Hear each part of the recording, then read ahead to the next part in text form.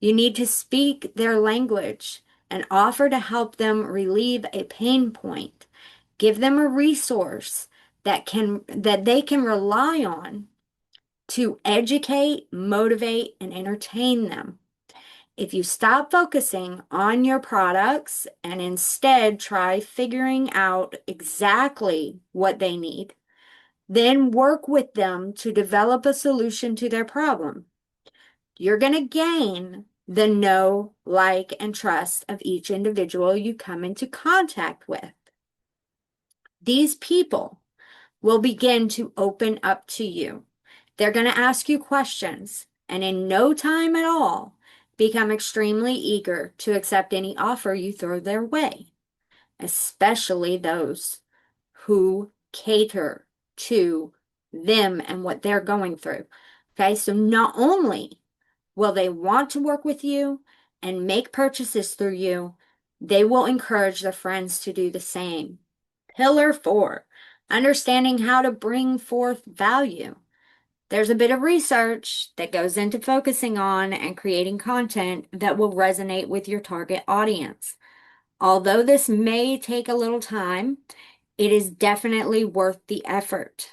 Begin your research by hopping over to answerthepublic.com, where you can type in a subject related to a niche you serve, and they will generate a list of frequently asked questions. These questions will serve as inspiration for you as you build various pieces of content. You can be assured that your content is viewed as something of value in the online market because these are the most popular questions others have typed into various search engines. Bonus points. Use AI. AI is going to help you fast track your way through all of this. You don't necessarily need to go to answerthepublic.com to research these questions. You can just ask AI what your people are asking and get that information as your starting point. And then as you're connecting with people, keep asking them what questions they have, okay? And gather those questions. Let AI know that these are the questions people are asking and you're looking for the answers to those questions. Talk to your AI, okay? The questions found in answerthepublic.com are also presented to you in the format that they are entered in as. Okay, so you know your target will understand the question your content means to answer if the title simply states the question. For example, how to be a successful coach. Once you have a few questions picked out, whether you believe you can answer the question or not, go ahead and perform a bit of research yourself, gather a few highlights and the sources of those highlights. Then write an article about what you've learned and remember to cite your resources. Again, AI can help you to do all of that. Okay? Talk to ChatGPT.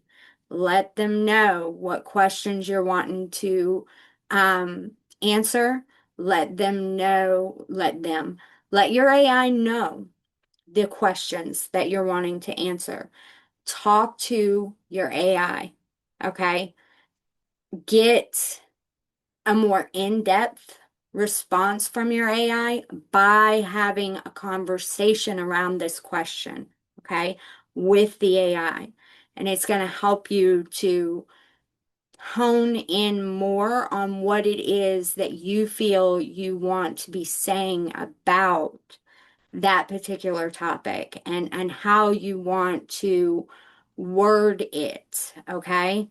So that it is more aligned with your brand and who you are as a person and who your people are as people, okay? So once again, okay, once you have a few questions picked out, whether you believe you can answer the question or not, go ahead and perform a bit of research yourself, gather a few highlights and the sources of those highlights, then write an article about what you've learned and remember to cite your resources. After you've completed a few articles, Find relatable photos and spruce it up a bit, okay? Place your articles within your blog. If you don't have a blog, that's okay. I want you to also look at like your social platforms as a sort of a blog without you actually putting in the links to things. Instead, you're going to say something like, if you're interested, comment below, or you're going to say something like, to get my resource, DM me, I'll send you the link, blah, blah, blah. Okay. So, having a blog or a social platform where you post allows you to create full page articles where you can share large amounts of information. Okay. Having the blog does allow you to share an extremely long form of content. Okay. That being said, you can always take that content and create a short video out of it. You can put quite a bit of text inside of your social platform post, but I don't recommend it. I think if it's really long, go ahead and record yourself reading it, okay? And as you get more and more comfortable with the people that you're bringing in, or with being on social platforms, sharing how you feel about different topics and all like this, as you grow within your expertise and your comfort level on digital media platforms, you are going to get better at doing that. Start out with just reading it if you need to. That's what I do. Um, but if you do not have a blog, okay, I suggest getting one just so you've got something that you own where you put all of this content. So just in case everything goes down, or, like let's say, whatever platform you're using goes away, or people stop using it as much, or you just want to migrate. You still have all your content there on a platform that you own and have full control over. It doesn't cost a dime to own a blog, okay? Unless you want to host videos, a store, or accept payments. And even now, okay, because of this Systeme.io or whatever, which is what I encourage you to use if you need one. If you need like not a website, but a place to put your blog, a place to have your sales funnel, your lead magnet page, or your landing page, so you can collect leads, all of that, even all the way into having courses, okay? Use the Systeme.io platform if you're not wanting to spend any money on that just yet, okay? You can host videos, you can have a store, and you can accept payments, okay?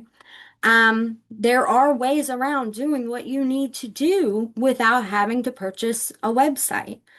If you do decide to purchase a website, it's actually a lot cheaper than you may think, usually around $20, and you can build and design it yourself, okay? Take a small portion of your article, okay, and share it in a post, remembering to add the title of your article and direct your viewers to continue reading by clicking the link in the comments section, or by asking you for the link through a DM. When you paste the link in your articles anywhere in the post, the featured photo of that article will be generated. So there shouldn't be any need for you to add any photos. But like I said, you really don't want to put a link inside of your posts, especially with like Facebook or Instagram. And the reason for that being is because it's really going to kill your reach. I would definitely recommend that you place that link either in the comments section or just have people reach out to you and ask you for the links so that you can, or what you could do is you could let them know inside DMs, your followers, anyways, you could let them know inside their DMs that you have put this new post out, share the link to that post, and then add to it that if they want to continue watching the rest of the video or they want to continue reading the rest of the article, to reach out to you and ask you for the link so they can go and do that. Or you could just go ahead and give it to them. It's totally up to you. I find that most people on Instagram don't mind you doing it that way. But I would refrain from doing it that way on Facebook. Okay. And that's just been my personal experience. Facebook people don't really care to be messaged unless they ask for it, while Instagram, they're more open to receiving DMs. Um, on the school platform, you can do this like crazy, okay? Because there are no limits to how many DMs. Um, but on Facebook, Instagram, you are limited to how many DMs you can send out every hour. I think it's like 10. If you go above that, you could be banned from Facebook for a couple of days, so don't send any more than 10. And I would recommend for the algorithm's sake that when you do send out DMs, you make sure that you don't send 10 every single hour. Do a couple and then do, like five or six, and then move it down to like four, and then, maybe up to nine, and then, make it sporadic, make it different, and maybe not do every single hour too. So, I would suggest you just kind of put a video of the full article inside of your post. Do it that way. Okay. Um, and I'm trying to think if there's anything else I want to add to that. You guys, when you do write out an article, okay, I want you to think the article, as long as it may seem inside of text, like if you were to post just the text format of the article, it's really, really long. But if you record yourself reading it, it actually is not that long.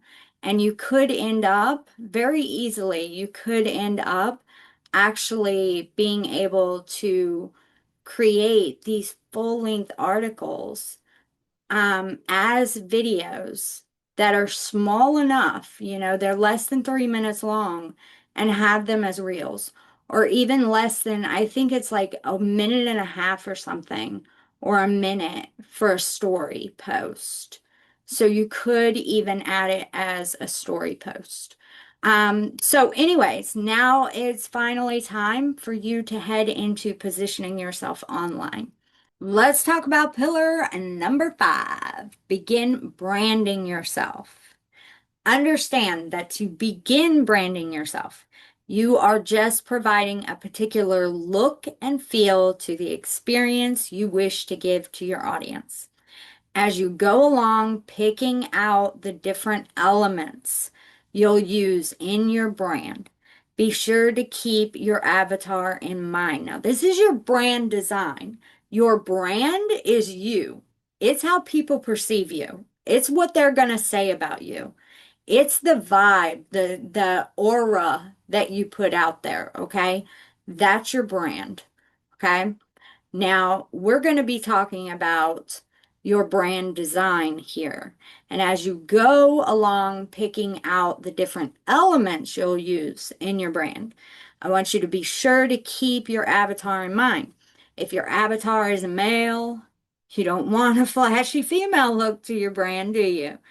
Instead, keep it simple and try using masculine colors and images. However, if your avatar is a glitzy, glamorous babe, you may want to add some glitz and glam and add fashionable images of yourself, okay? You want to stick with elements that will catch the eye of your avatar. When deciding on a font, keep it simple so you know it will be available and easy to read. Don't forget to create a Pinterest board full of all the elements that resonate with your brand. You might need this useful information to hand over to a designer one day. And having it all in one easy to share location will be a huge time saver. In this stage, it is always great. It is always a great idea to begin working on a content planner. So, pillar number 6, we're going to be talking about adding in volume. 4 things you should understand before moving on. When I say blogger, I really mean any type of content creator. You don't have to have a blog. You can do everything a blog can do inside social media platforms. It just looks different, but the outcomes are all the same. What you're about to hear may sound super complex and time consuming, but it's really not once you get the hang of things. We're over at the Self-Made Coach, breaking this whole book down and working together to build everything out. So come on over. You're never alone. Here is an example of an old channel plan of mine to give you an idea of how in-depth you should be when building your own business planner, okay? The more you include within your planner, the easier it will be for you to maintain focus and clarity when working on creating your content. So here's a list of the tabs you should include within your business planner. You want to have your content plan. You want to have your ideas, questions, analysts, editorial planner, bloggers, and sponsors. Here are the focus points you will want to include in your content plan tab. You want your channel plan, your core message, which is your defining mission and message, your content strategy, business objectives, competitive analysis, and marketing strategy. Under your ideas tab, you should keep various content ideas, such as questions you found. You might also want to include links to royalty-free images you can use in your content. Here's one you might enjoy. Gratisography. I don't really know how to say that word, but the link is inside the book, inside your hybrid playbook. Personally, I believe Canva is all you'll ever really need. In the questions analysis tab, you will need to include the various types of questions your leads tend to ask. Write in the questions they are asking pertaining to each type, and then include your answers to those questions. This information will be placed anywhere you may want to include your facts. Hang on to them and update them whenever new questions arise.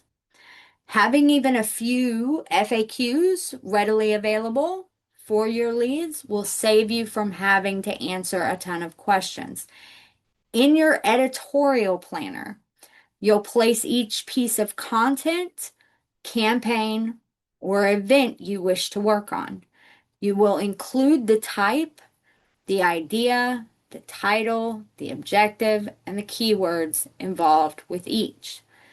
Beside each one, you'll track the views, comments, shares, and any notes you have. This is where you will decide when each piece of content will be delivered and the results each one has produced.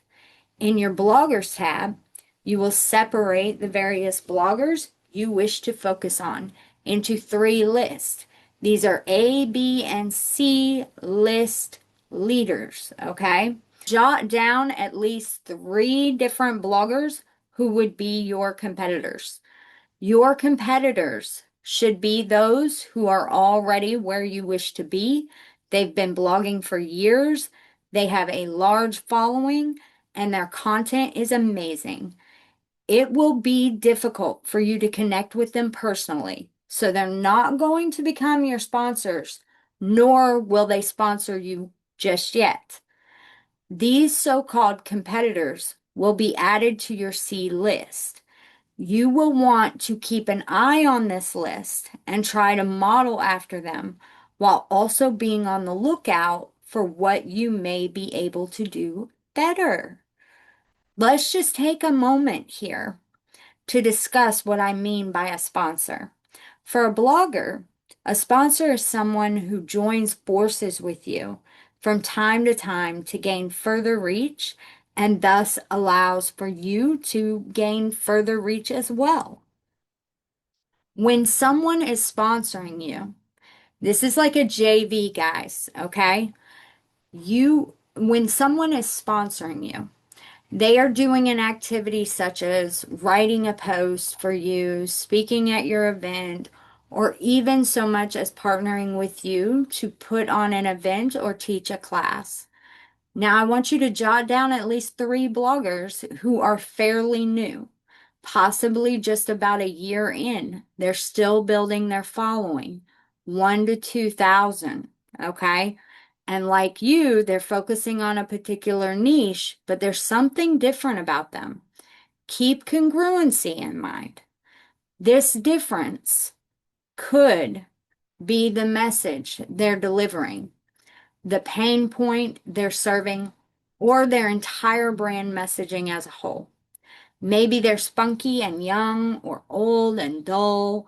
Whatever the case may be, you can benefit from reaching out to them, striking up a conversation, and adding them to your network. This is the list of bloggers who are likely to become sponsors. They will be in they will be placed in your B list, okay? This is the list of bloggers you're going to want to reach out to and try to form some kind of connection with. Connect with them from time to time and offer them the opportunity to either work with you or have you work with them. These guys are your peers, basically, okay? They are your peers inside of communities you're a part of, inside of programs you're a part of. And they are working on the same thing you're working on. And they fit into your topic, kind of, sorta. But as more of like a sub niche area. So they're not talking about exactly the same thing you're talking about, but they're talking about something that those who are talking about the topic that you're talking about, they're talking about something that your audience is also going to be interested in hearing about. Okay? Those people are your B-list people. They are your peers. And you guys can form JVs and help each other out. And this can be done for free. Okay? And we're going to be talking about that. This is a list of bloggers you're going to want to reach out to and try to form some kind of connection with. Connect with them from time to time and offer them the opportunity to either work with you or have you work with them. Don't be afraid to share any ideas you may have with these people. If you don't succeed immediately, don't give up. It's far more likely they just want to take their time to get to know you a little better than it is that they have no interest at all. Sometimes bloggers will test you to see if your dedication is up to par with theirs. Now, when you gain a sponsor or a JV or someone you will be sponsoring, that is when you will place them on your A list. Okay? Your A list is the list of bloggers you will want to keep a strong and lasting connection with. Connect with them from time to time and offer them the opportunity to either work with you or have you work with them. Don't be afraid to share any ideas you may have with these people. If you don't succeed immediately, don't give up. It's far more likely they just want to take their time to get to know you a little better than it is that they have no interest at all. Sometimes bloggers will test you to see if your dedication is up to par with theirs. Now, when you gain a sponsor or a JV partner of some sort, or someone you will be sponsoring or JVing with, um, that is when you will place them on your A list. Your A list is the list of bloggers you will want to keep a strong and lasting connection with. These are your BFFs in your industry, okay? You want to keep a strong and lasting connection with these people. You might have gone through a ton of work trying to gain their trust, so you don't want to burn that bridge. It can be just as hard or harder to build a new one. Last is your sponsors tab. In this tab, you will place each blogger that you have added to your A list. This is where you will house as much information and notes necessary about the network of sponsors and sponsorship opportunities you've built. Remember, you want to remain in constant contact with these people, so don't forget to add in any contact information you possibly can. All that you can, okay? Pillar number 7, building your digital toolkit. There are frameworks you'll need to put in place. It's up to you which frameworks you'll be using. You'll need to follow the correct procedures to develop a formula for managing these frameworks. We'll go over what these frameworks are and how they're used for now, and then talk more about managing them at the end of this chapter. One of the most popular platforms to use when marketing online is Facebook. Rightfully so, as it happens to be where almost everyone tends to hang out during part of their day. Facebook attracts over 1.8 billion active users a day. Over 30 million businesses use Facebook to connect with their audience. Another popular tool to use is an email autoresponder. Over 730 million businesses use email to connect with their audience, and they most definitely use autoresponders to do it. Can you imagine each day trying or typing out an email to each one of your contacts, figuring out which email to send to whom, and keeping track of each new contact, as well as eliminating those whom you wish to take off a list and what lists to take them off of? Autoresponders work as little automated robots connected to each of our contacts. They understand through the data they collect who each contact is, what interests they have, and what to offer them next. They can be programmed to run a variety of if this, then that sequences and be made to deliver the correct message at just the right time. For those who are a bit more tech savvy and have no problem working their video magic, there's YouTube. YouTube is the second largest search engine. I think we all know the benefits that having a channel can bring. Video is where it's at right now and where it's going to stay for a really long time. And that's not going to change anytime soon. Okay? The best part of implementing video into your marketing strategy is that you can freely speak and record anything. Cut off the fat, have your video transcribed, turned into a book, a blog post, even a sales page, and pull out tons of repurposed content you can use for months. The hard part is often found in naturally speaking to a camera lens as if it's an interested audience. It can definitely be daunting. Believe me, you are not alone in this. And it takes lots of practice to just shake off the shakes.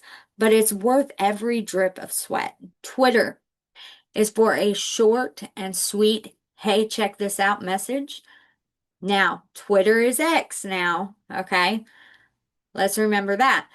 Definitely hone in on the art of summing it up and don't forget those hashtags.